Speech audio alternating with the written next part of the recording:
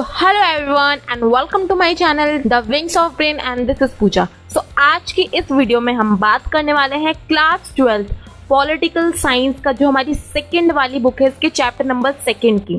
तो इस चैप्टर को समझने से पहले क्विकली समझते हैं कि हमारा सिलेबस क्या है, क्योंकि बहुत सी कंफ्यूजन है सिलेबस को लेकर। तो देखो, as per your CBSE PDF जो आपका ये वाला चैप्टर है वन पार्टी डोमिनेंस, मतलब एक दल के प्रभुत्व का दौर, जो ये वाला आपका चैप्टर है ये मर्ज कर दिया गया है चैप्टर नंबर 4 के साथ, जो कि है कांग्रेस प्रणाली, उसके चैलेंजेस और पुनर्स्थापना। इस वाले चैप्टर को हम नेक्स्ट वीडियो में कवर करेंगे। तो आज हम इस चैप्टर का पहला पार्ट मतलब वन पार्टी डोमिनेंस, जो कि हमारा चैप्टर नंबर 2 है, इसके बारे में डिटेल में बात करेंगे क्योंकि आपके सिलेबस में एडेड है। ठीक है, तो हम शुरुआत करते हैं हमारे चैप्टर नंबर 2 के साथ, जो कि है वन पार्टी डोमिनेंस। और इस वाले टॉपिक को हम पढ़ेंगे इस वाले पैराग्राफ में से, जो कि बहुत ही इजी सा टॉपिक है, बहुत जल्दी आपको समझ में आ जाएगा। तो देखो, यहाँ पे हम पढ़ने वाले हैं कि पहले 3 आम चुनाव, मतलब जो पहले 3 जनरल इलेक्शंस हुए थे, इन 3 जनरल इलेक्शंस में किस तरह से कांग्रेस पार्टी जो है विनर के रूप में उभर कर आई, मतलब एक विजेता पार्टी के रूप में उभर कर आई। कौन सी स्ट्रैटेजीज यहाँ पे कांग्रेस पार्टी ने अपनाई थी, जिसकी वजह से पहले 3 आम चुनाव हुए थे उसमें कांग्रेस पार्टी ही विजेता रही। उसके आमने सामने तक कोई भी पार्टी कांग्रेस को टक्कर भी नहीं दे सकती थी उस टाइम पे। तो देखो, इसकी शुरुआत कुछ इस तरह से होती है। आफ्टर 1947 के बारे में हम यहाँ पे बात कर रहे हैं। तो देखो, हमें पता है 1947 में इंडिया को इसकी इंडिपेंडेंस मिल जाती है, लेकिन इस टाइम पे क्या होता है, इंडिया के सामने बहुत से चैलेंजेस आते हैं, जिसमें एक बहुत बड़ा चैलेंज ये होता है कि भारत में ना हमें डेमोक्रेसी की स्थापना करनी थी। अब देखो, जो इंडियन कॉन्स्टिट्यूशन है वो 26 नवंबर 1949 तक बनकर तैयार हो गया था, इस पे सिग्नेचर्स भी हो गए थे। लेकिन जो हमारा कॉन्स्टिट्यूशन प्रैक्टिस में आना शुरू हुआ है वो हुआ है 26 जनवरी 1950 से हमारे कॉन्स्टिट्यूशन को हम लोगों ने प्रैक्टिस में लाना शुरू किया गया, राइट। लेकिन इस टाइम तक जो हमारे देश का शासन था, जो हमारे देश को गवर्न कर रही थी सरकार, वो भाई विदाउट इलेक्शन चुनी गई थी। वही नेक्स्ट हमारा जो एक पॉइंट बनता है वो ये है कि इलेक्शन कमीशन मतलब चुनाव आयोग की स्थापना हुई है हमारे देश में 1950 में। और ये वाला बहुत इंपॉर्टेंट क्वेश्चन हमेशा प्रीवियस ईयर में पूछा गया है कि हमारे पहले चुनाव आयुक्त कौन थे। तो सुकुमार सेन जो है वो हमारे फर्स्ट चुनाव आयुक्त थे।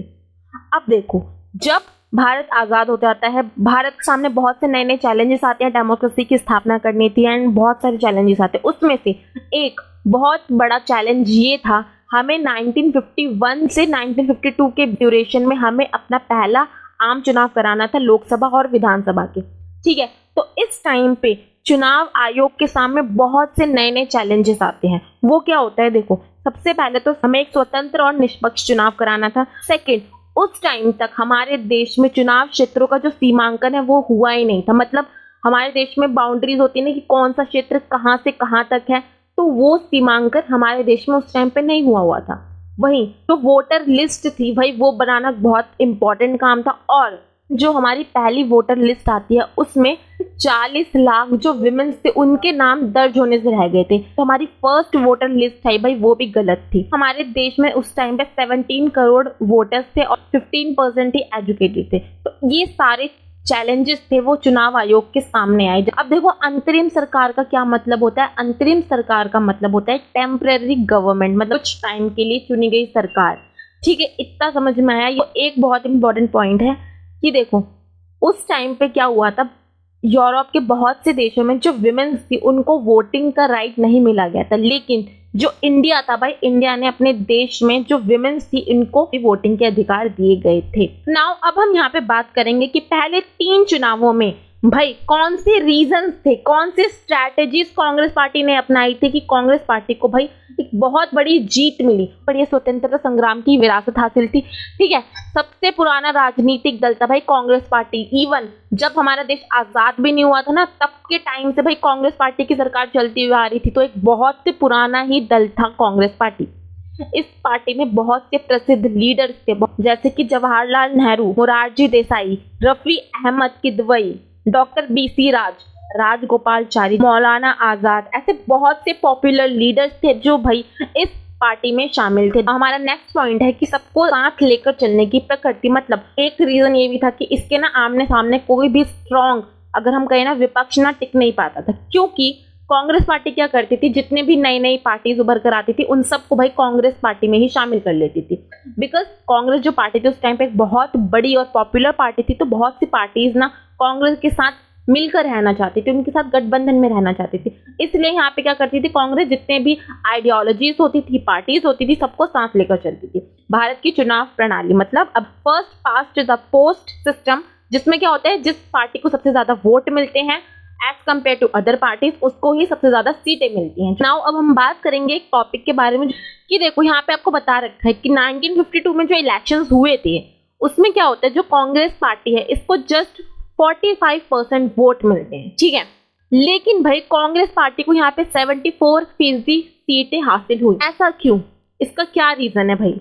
वहीं अगर हम एक सेकंड पार्टी जो थी सोशलिस्ट पार्टी, इसके बारे में बात करें तो भाई जो यहाँ पे सोशलिस्ट पार्टी थी भाई इसको 10% वोट मिलते हैं, लेकिन जो सीट थी इसको 3% से भी बहुत कम सीट हासिल होती है। इंडिया ने भाई ऐसे कौन से सिस्टम को अपना रखा है जिसमें भाई कांग्रेस को 45% जस्ट वोट हासिल होते हैं, लेकिन 74% सीटें क्यों हासिल हुई, वाई, क्या रीजन है। यहाँ पे देखो इसका रीजन ये है कि भारत ने ना सर्वाधिक वोट से जीत की प्रणाली, ये वाला सिस्टम अपना रखे। मतलब जिस भी पार्टी को, मान लो ये हमारी कंट्री है, ठीक है, इस कंट्री को अगर हम ऐसे कॉन्स्टिट्यूएंसीज में डिवाइड करें, ठीक है, अगर आपने इसे 11th में पढ़ा है तो आपको समझ में आ गया होगा।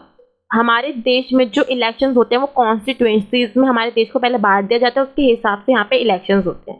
फॉर एग्जाम्पल अगर हम इस वाली कॉन्स्टिट्यूएंसी की बात करें, मान लो इस वाली कॉन्स्टिट्यूएंसी से कांग्रेस, बीजेपी, लोकदल या कोई अनदर पार्टी है, ये सारी पार्टीज खड़ी होती है। मतलब एक कॉन्स्टिट्यूएंसी से यहाँ पे बहुत सारी पार्टीज चुनाव में खड़ी होती है और यहाँ पे कांग्रेस को मान लो 45% वोट मिल गए, लेकिन जो वहीं पे बाकी पार्टी है, मान लो बीजेपी को 38% वोट मिले, लोकदल पार्टी है इसको 27% वोट मिले और जो बाकी की पार्टीज है उनको एक्सेट्रा वोट मिले। यहाँ पे अब वही बात आती है ना कि भाई देखो जिसको सबसे ज्यादा वोट मिलेंगे वही पार्टी इलेक्शन जीत जाएगी। तो एग्जैक्टली यही जो है पूरे देश में उस टाइम पे हुआ। हमारे देश में देखो जब हमारा पहला इलेक्शन होता है जनरल इलेक्शन, यहाँ पे भाई 489 जो लोकसभा की कॉन्स्टिट्यूएंसी थी, इसमें हमने 489 कॉन्स्टिट्यूएंसी में पूरे देश को बांटा हुआ था, ठीक है। इस तरह से जो देश है वो हमारा 489 कॉन्स्टिट्यूएंसीज में बटा हुआ था।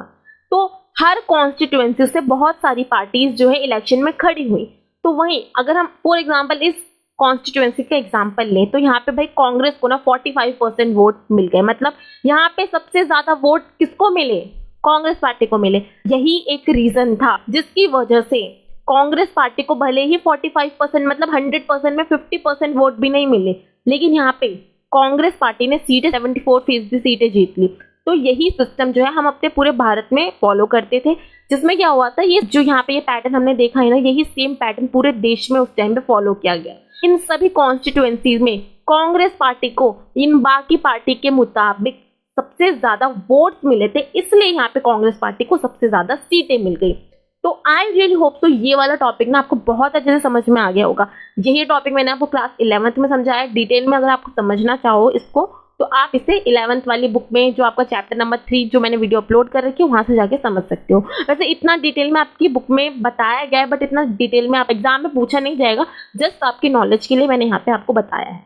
नाउ अब हम बात करने वाले हैं एक इम्पॉर्टेंट टॉपिक के बारे में जो कि आपकी बुक में इस वाले पैराग्राफ में दे रखा है। आप देख सकते हो आपका पेज नंबर एनसीईआरटी बुक का 32 होगा। यहाँ पे आपको थोड़ा सा डीप में बताया गया है कि क्या हुआ था फर्स्ट जनरल इलेक्शन में, सेकंड जनरल इलेक्शन में और थर्ड जनरल इलेक्शन में।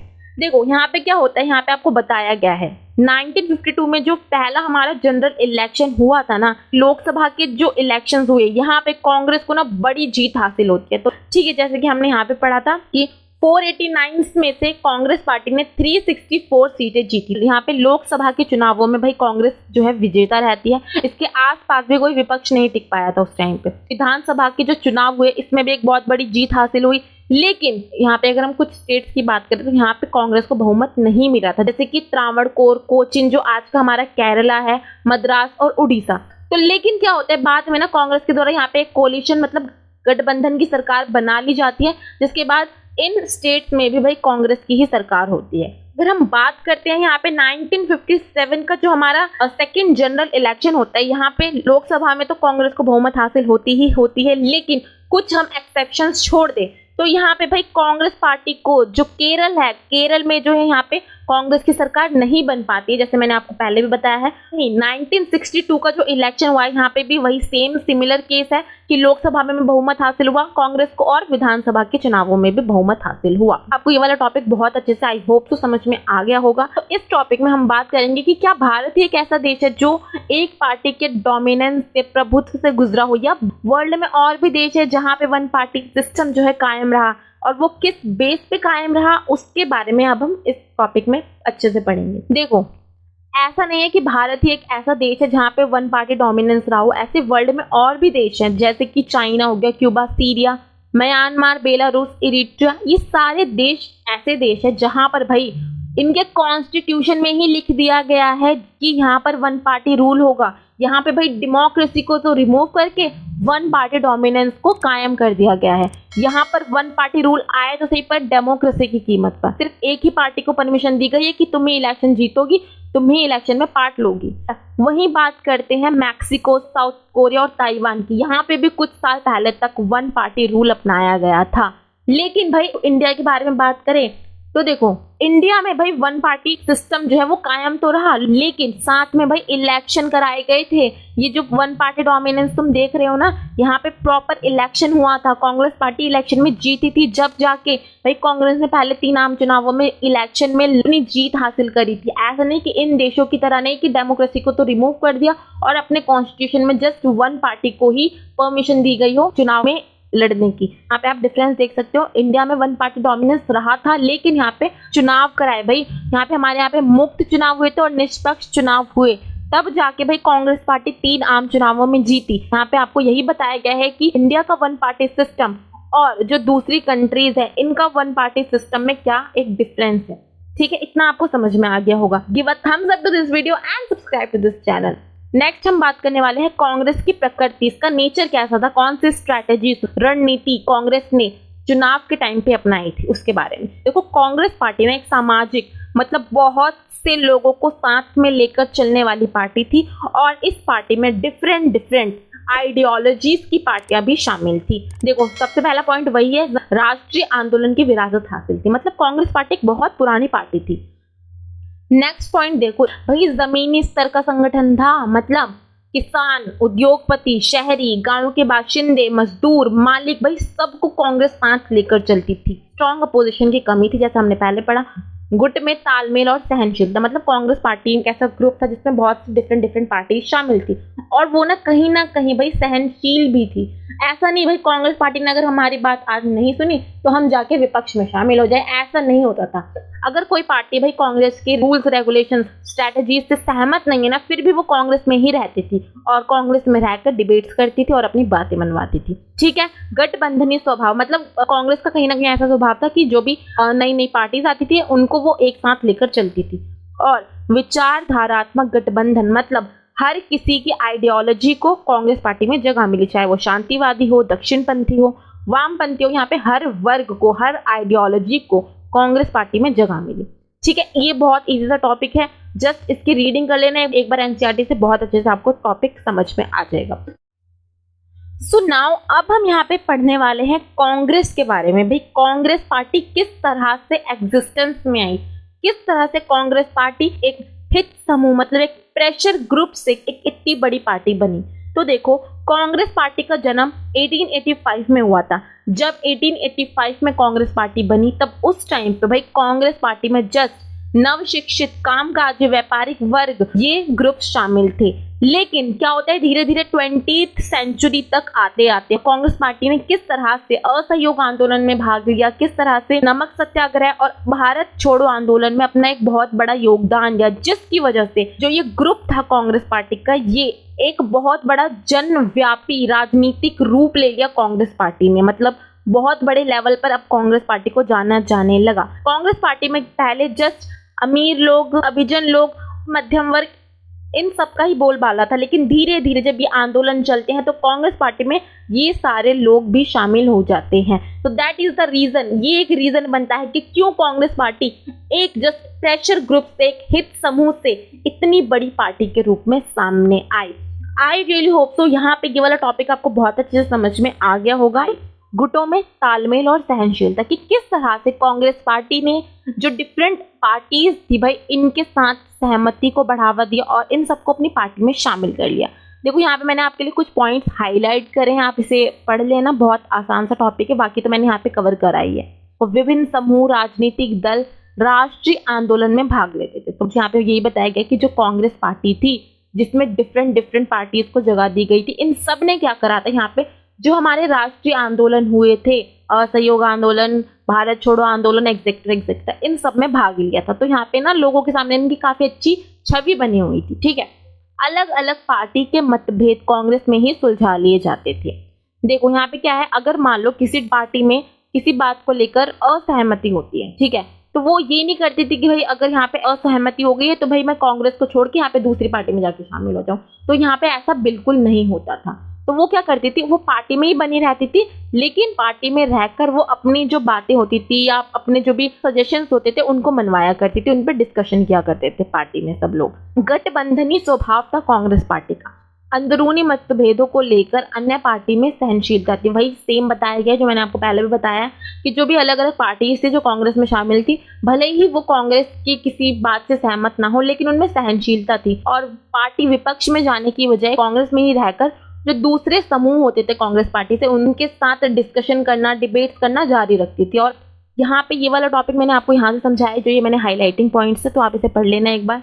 जो पार्टी का स्वभाव है गठबंधनी हो तो अंदरूनी मतभेदों को लेकर उसमें सहनशीलता होती है। मतलब जो कांग्रेस पार्टी थी यहाँ पे उसका जो एक स्वभाव था, नेचर था, वो गठबंधनी था। मतलब जो भी अलग अलग पार्टीज होती थी उनकी विचारधारा होती थी उनको वो शामिल कर लेती थी। देखो अगर कोई पार्टी नाखुश होती थी कांग्रेस, तो भी वो पार्टी जो थी वो कांग्रेस में ही बनी रहती थी। तो यहाँ पे कांग्रेस का यहाँ पे आप देख रहे हो जो स्वभाव है वो गठबंधनी है। ठीक है, अब एक बहुत इंपॉर्टेंट सा टॉपिक है वो मैं आपको बताती हूँ। देखो ये वाला मैंने आपके लिए पॉइंट हाईलाइट करा, इसे आप थोड़ा ध्यान से समझना कि इसका क्या मतलब है। पहले दशक में कांग्रेस ने शासक दल की भूमिका निभाई और विपक्ष की भी। मतलब पहले जो दशक के यहाँ पे आप देख रहे हो ना आम चुनाव हुए थे, इन तीनों आम चुनाव में भाई कांग्रेस के सामने ना कोई भी विपक्ष नहीं था। मतलब कोई भी इतना स्ट्रांग विपक्ष नहीं था कि भाई वो जो कांग्रेस को हरा दे। इसलिए जो हमारे पहले 3 आम चुनाव हुए थे, इन चुनावों में कांग्रेस ही भाई शासक थी और कांग्रेस ही विपक्ष की भूमिका निभाती थी। और इसको कहा जाता है कांग्रेस सिस्टम, मतलब कांग्रेस प्रणाली। तो ये एक पॉइंट इंपॉर्टेंट है, कई बार ये 4 मार्क्स के क्वेश्चन में आपसे पूछा जा सकता है, तो इसको आप ध्यान से समझ लेना। ठीक है, देखो ये जो हमने चैप्टर पढ़ा है ना, ये आपका हाफ चैप्टर ही आ रहा है, क्योंकि यहाँ पे आप जो ये टॉपिक देख रहे हो ये आपके सिलेबस में एडेड नहीं है। ये वाला जो आपका चैप्टर है वन पार्टी डोमिनेंस आपका कंप्लीट होता है। आई रियली होप तो यहाँ पे आपको चैप्टर बहुत अच्छे से समझ में आ गया होगा। Do not forget to give a thumbs up to this video and subscribe to this channel. Next video में मैं आपको चैप्टर नंबर 4 पढ़ाऊंगी, जिसका 1 पार्ट तो हमने यहीं पे कंप्लीट कर लिया है। वहीं पे जो ये रिमेनिंग टॉपिक्स थे इसको हम नेक्स्ट वीडियो में कवर करेंगे। उसके बाद इसी चैनल पे हम मोस्ट इंपॉर्टेंट क्वेश्चन आंसर जो हमारे प्रीवियस ईयर क्वेश्चंस में कई बार रिपीट हुए हैं उनके बारे में हम डिस्कशन करेंगे हर चैप्टर की।